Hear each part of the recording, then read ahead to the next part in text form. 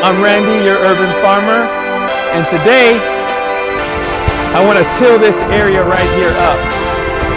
So I'm going to till this area up, and I'm going to add a good, nice, nitrogen-rich compost that my buddy right over there, Mauricio, helped me to load up.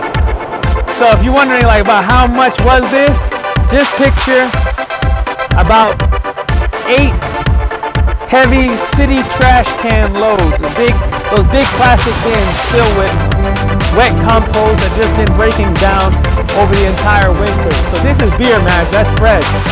That's a good heat source to break down the wood chips and break down some of whatever's left over inside of the compost that's breaking out over the winter.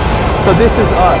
I've saved all my chicken manure inside of here, wood chips, pine shavings, the works. And I'm going to till it right up in this soil, and I'm going to plant watermelon, butternut squash, and probably a ton of hot pepper. And I'm going to add some of this into my rows over here to add more nitrogen inside of it. So that's what's happening today.